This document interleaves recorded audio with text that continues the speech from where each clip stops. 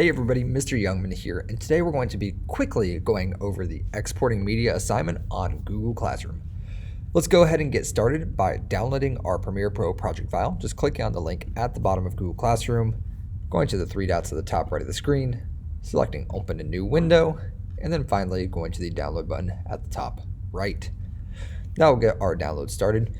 We can find our download by going to Finder on the bottom left, that smiley face icon, going to Downloads on the left, and then we should see it in our Downloads folder.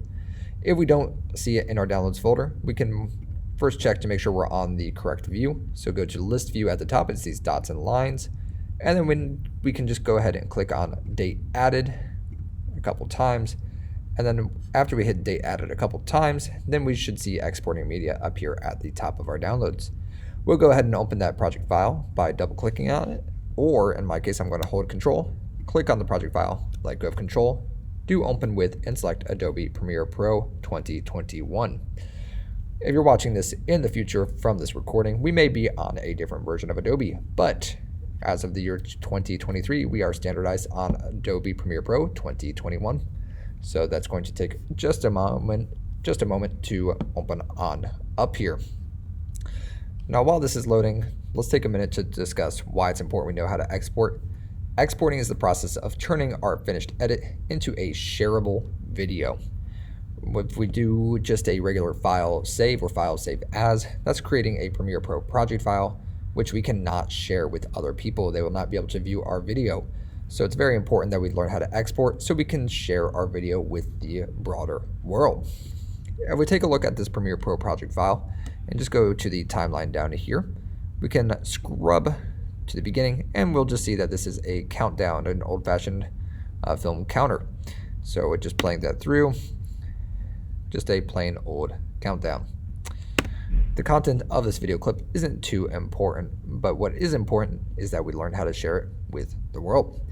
After clicking on our timeline down here, you'll see that a blue line appears around this area, around our timeline, telling us it's active. We're going to go to File up at the top and select Export near the bottom and select Media.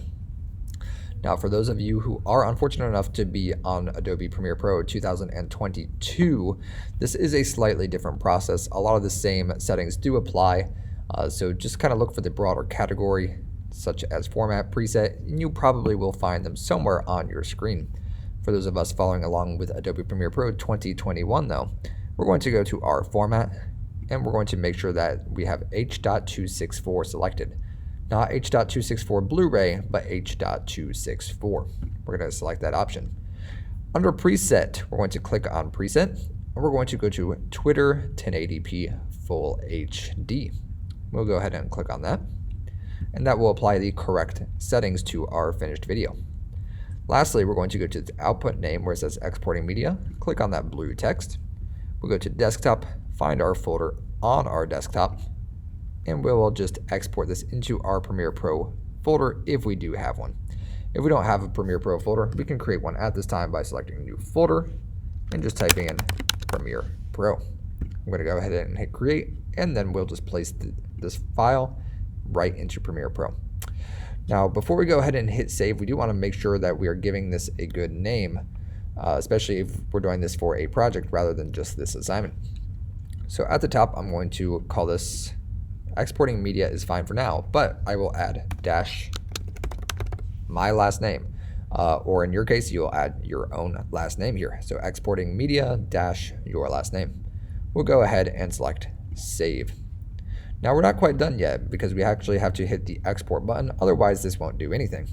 We're going to go ahead and click export, and you'll see this little loading bar appears. And once that loading screen has finished, you'll see a message saying your video was exported successfully. I'm going to go down to Finder at the bottom left, go to Desktop, find my folder, go to Premiere Pro, and you'll see that we have our exporting media file right here. We know that this is a video because it ends in .mp4. In most cases, I will ask you to submit a MP4 of your finished video rather than a Premiere Pro project file. If you send me a Premiere Pro project file, I will be unable to view it, unable to open it, and I will not be able to give a grade. So please make sure that we are uploading a .mp4 file for most of our video projects. We can go ahead and just load this exporting media onto Google Classroom, turn in this finished video on Google Classroom in order to receive your credit.